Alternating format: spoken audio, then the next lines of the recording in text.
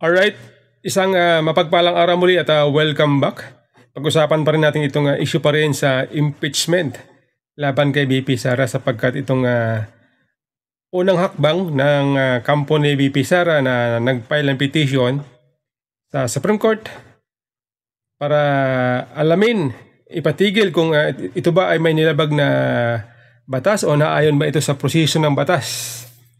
Yung pagpasa ng impeachment na ginawa ng Kamara, ito ba ay naayon sa tamang proseso? Kaya unang hakbang po ni VP Sara para harapin itong isyong ito, yung impeachment na ito, ay yung ginawa niyang pag-file ng petition sa Supreme Court. Kaya lang, ay ang dami pong alingaskas, ang dami nagsasabi na ito daw po ay isang hakbang para umiwas, para sagutin itong issue na ito laban sa kanya. Some House lawmakers say, ma'am, na this is an act of desperation daw sa camp ng Duterte. Normal naman na ganun yung magiging reaction nila. No? I think sa kahit anumang issue na may magkatunggaling panic, may mga ganong reaction. Pero sa totoo lang, I don't think, hindi ko makita kung saan galing yung desperation kung pinag-aralan yung argumento. Okay. Diba? Tanong ang tanong ng media, desperate move daw itong ginawa ng kampo ni VP Sara na pag-file ng petition sa Supreme Court. Okay, kaya yan po ang pinaliwanag ni Attorney Sheila Sison. Okay, ngayon ang tanong ko sa mga kritiko, ang exercise ba ng iyong karapatan gamit ang legal na pamamaraan katulad ng pag-file ng petition sa Supreme Court, yan ba ay masasabing desperate move? Di ba yan ay isang matalinong hakbang? Isang matalinong hakbang gamit ang legal na pamamaraan. Okay? Isang demokrasya. Paano naging desperate move itong ginawa ni VP Sara na pag-file ng petition? Okay? Ngayon, ito tanong ko noong ikinulong o kinontempt ng Kamara itong si Attorney Zuleika Lopez, ang ginawa ni VP Sara, sinamahan dyan sa batasan. Ilang gabi ba yon? Isang gabi. Isang gabi nag-stay dyan sa batasan para samahan na kanyang staff.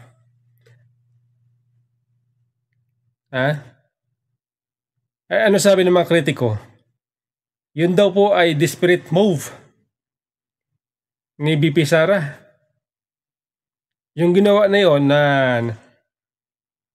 nag-stay dun sa batasan, sinamahan niya ang kanyang staff. Siyempre nga naman kung yung nakulong doon ay yung kaibigan, close friends mo, siyempre nag-aalala ka sa kanyang kalusugan, lalo may sakit. Natural sa samahan mo. Ay para sa mga kritiko noon, desperate move daw yung ginawa ni VP Sara. Desperado.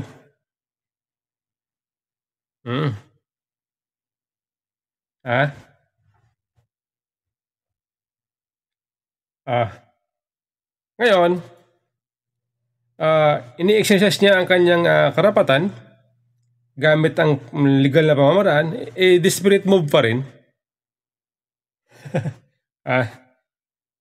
Desperate move pa rin. Ma'am, I've read your petition po sa Judiciary and Convention. And meron po kasing previous statement si Vice President na she welcomes the impeachment kasi it's the proper venue for her to defend herself against these charges. How do you reconcile this openness of the Vice President to face impeachment and then this petition po for certiorari? Sa tingin ko, walang contradiction. No? In fact, yung statement ni Vice President na she's willing to face whatever charges against sa kanya, I think hindi naman nagbabago yon. Hindi naman ibig sabihin na nag-file siya ng petisyon para questionin yung proseso. Hindi ibig sabihin nun na ayaw na niyang humarap. Sa tingin ko, narrative lang yan nung mga tao na gustong magpalabas ng maling impormasyon, spekulasyon. Katulad nga ng sinabi natin kanina sa forum, dapat tignan ng taong bayan itong buong proseso based dun sa ano ba talaga yung facts, hindi dun sa kung ano yung spekulasyon na pinapalaganap, hindi ba?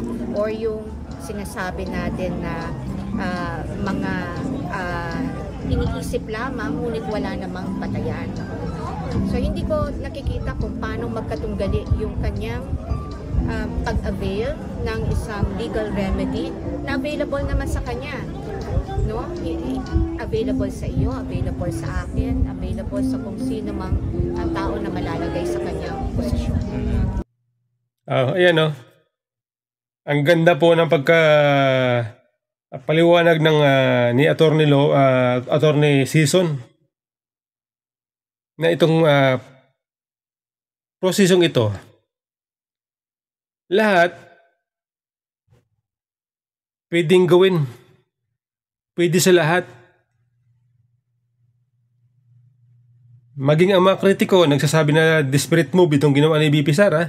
Pag kayo ang nasa sitwasyon, malamang at sa malamang gagawin nyo rin to.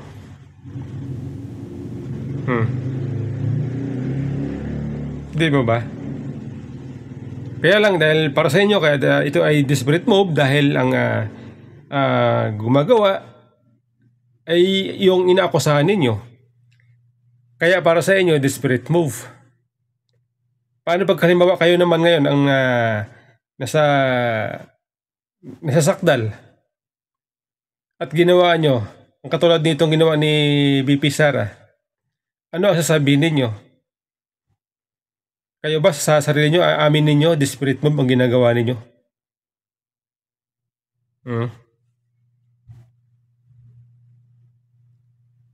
Kasi parang bang wala nang ginawang tama itong si VP Sara. Lahat na lang para sa inyo ay parang pinapalabas na walang karapatan. Lahat ng ginagawa niya parang hindi nararapat. Okay?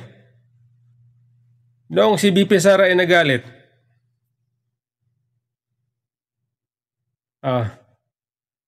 binanatan si BBM, si Lisa Marcos, si Speaker Valdez. Ano sabi nyo? Desperate move. Wala sa sarili.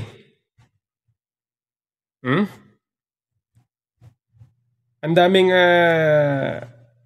nagbitaw ng mga salita, masasakit na salita laban kay VP Sara nung minura niya sa sobrang galit niya, sa sobrang inis niya sa ginagawa nito pang-aapi ng administrasyon na ito. Siya po ay hindi niya napigil ang kanyang sarili, kaya siya po ay nakapagbitaw ng maanghang na salita. Ayan ang sabi ng mga kritiko. Kailangan na raw magpa-doktor. Desperado na daw. Ito, ini-exercise niya ang kanyang karapatan gamit ang legal na pamamaraan. Desperado pa rin para sa kanila, para sa kritiko.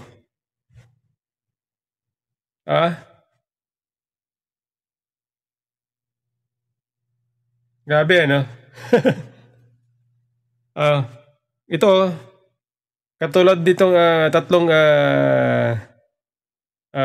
ano ba ito? Makakalawang grupo.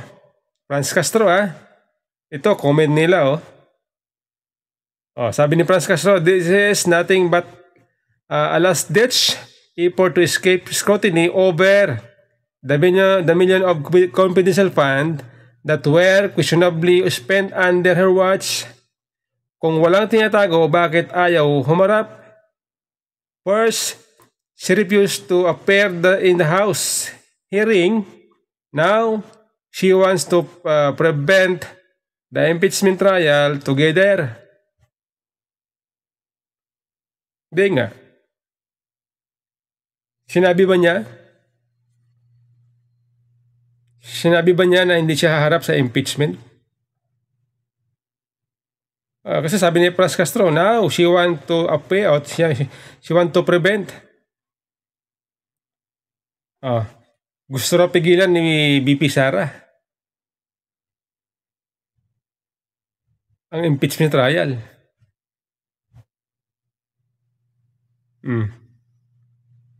Nabanggit pa rito ni Pras Castro, si BP Sara daw ay hindi umatin o ayaw umatin dun sa hearing ng committee. Pero ang alam natin, nakita natin dun si BP Sara na pumunta doon twice. Umatin doon twice. Nakaupo lang maghapon doon, hindi naman tinanong.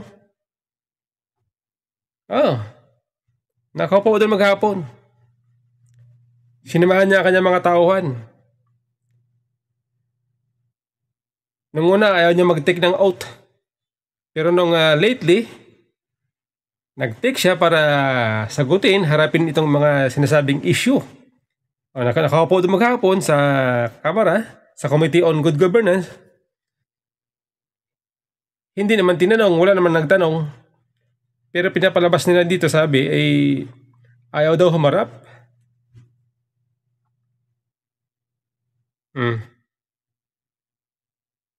Ito naman, sabi ni Arden Brosas, the pattern is clear, hindi iharap sa House hearing. Ngayon naman ay gustong pigilan ang impeachment court. Pares lang sila ni Pras Castro, isa lang ang kanila sinasabi.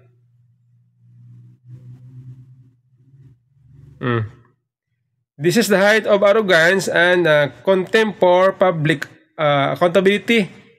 Ang tanong, saan napunta ang milyong-milyong confidential fund?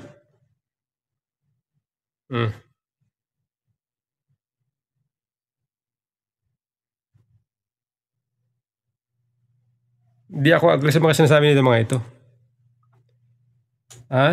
Ito ulitin ko Uulitin ko. Ito lang masasabi ko itong ginawa ni BP Sara, na nag-file ng petition sa Supreme Court, ito po ay simula. Ito ang simula ng kanyang pagharap sa impeachment. Ang laban ni BP Sara, ang pagharap ni BP Sara ay hindi naman ang sisimula dyan sa Senado, sa impeachment, kundi itong unang hakbang niya para harapin itong impeachment na ito para malaman kung ito ba illegal o hindi. Dapat maintindihan itong mga kritiko, lalo itong makabayan block, na itong ginagawang hakbang ng kampo ni BP Sara ay isang paraan kung ang lahat ba nito ay dumadaan sa legal o dumaan sa legal, ay hindi ibig sabihin siya po ay umiiwas. Taliwas sa sinasabi nito mga tatlong makakaliwa na ito.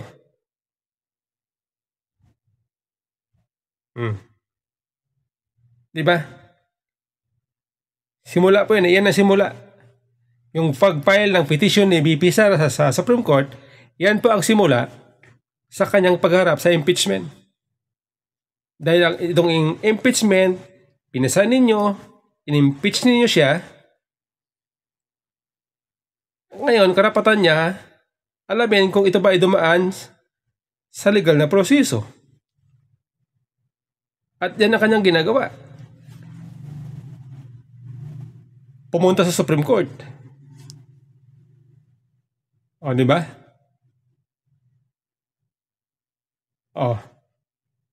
Mali ba yun? Yun ba ay pag-iwas? Kung halimbawa, makita ng korte, merong mali sa ginawa ninyong proseso, ay di, pasensya kayo. Dahil ginawa nyo, dinaan nyo sa hindi tamang proseso. Yan ba ay pag-iwas, pagpigil sa impeachment? Mm. Tinitingnan lang kung ito ba ay dumaan sa tamang proseso, legal ba ito. Yun ang purpose nun eh. Para sa susunod, para sa susunod, pag sakali dineclare ng Supreme Court na ito ay walang bisa, ay sa susunod, pag nagkaroon ulit ng impeachment, matututo kayo. At hindi na kayo susurkat sa proseso.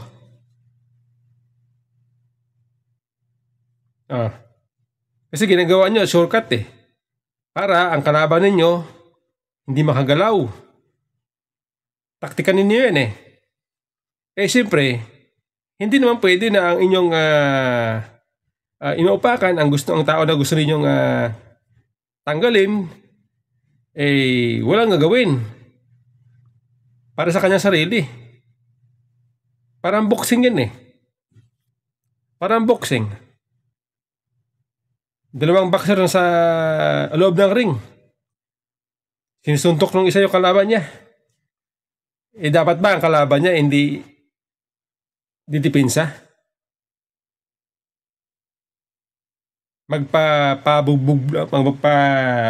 Magpapasuntok lang ba? Yun ba ang gusto niyong gawin? Siyempre, didipinsa siya. Hahanap siya ng paraan para dipinsa ng kanyang sarili. Yan po yung ginagawa na VP Sara eh. Di po ba? Ito pa sabi ni Raul Manuel isa pa ito eh. The Filipino people deserve answers, not a legal gymnastic. The Vice President cannot hide behind her Davao lawyers forever. Kung talagang malinis ang konsensya, harapin ang impeachment court. Isa pa ito eh. Mga propaganda. Ginagamitan na lang propaganda.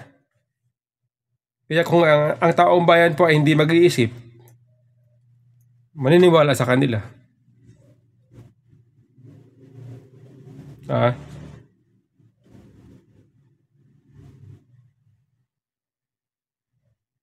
The Filipino people deserve answer.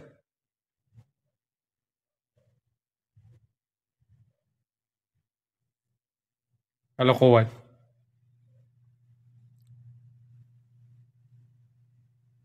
Dito magaling sa ito mga grupong ito dito magaling sa magaling sa propaganda. Brainwashing.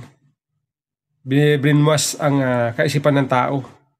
Kaya kung hindi kayo mag-iisip, maniniwala kayo sa kanilang taktika. Di ba? Paraan nila ito para palabasin na lahat ng hakbang na ginagawa ng Vice President ay pagtatago sa katotohanan, pag-iwas sa responsibilidad. Ito yung taktika nila eh. Bistado kayo eh. Ito na lang, halimbawa si Franz Castro. Di ba si Franz Castro na-convict sa kasong child abuse, yung siya po ay nahuli ng militar na di man may mga dadalang mga bata. Kinasuhan siya ay na-convict. Nung na-convict siya, di ba siya ay nag-apila sa korte? Karapatan na yun.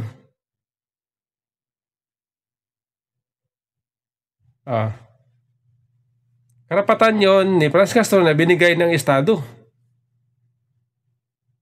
Kung siya may karapatan, edi lahat tayo may karapatan, hindi lang siya. Si VP Sara may karapatan din. May pagkakaiba ba dyan sa ginawa ni Castro na nag-apila sa korte laban sa kanyang kinakaharap na kasong child abuse, kung saan na-convict siya doon sa mas mababang sa korte sa Davao. Ayun, umapila siya sa mas mataas na korte, karapatan na yun.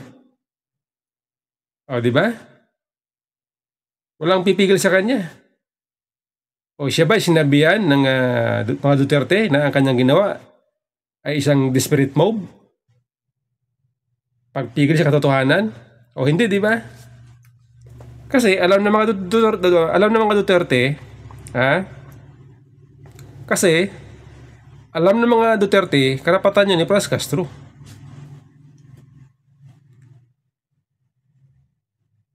Karapatan ni Pras Castro yun na umapila sa korte para ipaglaban ang kanyang sarili.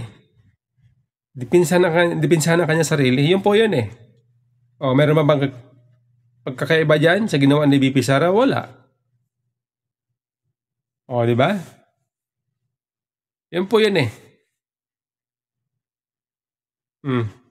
Tama, di ba, mga kababayan? Wala eh. Dinadaan nyo lang sa propaganda itong issue ito, ito nga yung issue dyan sa ginawa ninyong Bicam report, yung mga blanco.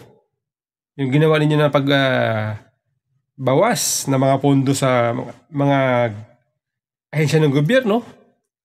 Tahimik kayo. Wala kayo sinasabi. Oh. Di ba? Yun ba hindi illegal ang ginawa ninyo? Sige nga, mas malaki yan. Bilyon-bilyon ano involved yan. Di ba? Pero tahimik kayo, wala kayong sinasabi.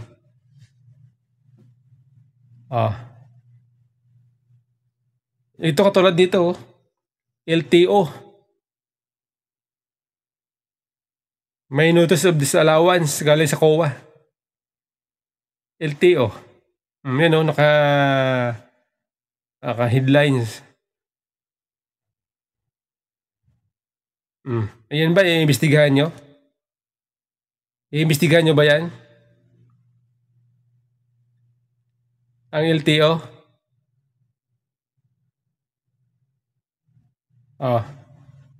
Yan ang tanong natin, mga kababayan. Yan ang tanong natin dito sa mga mamabatas. Okay?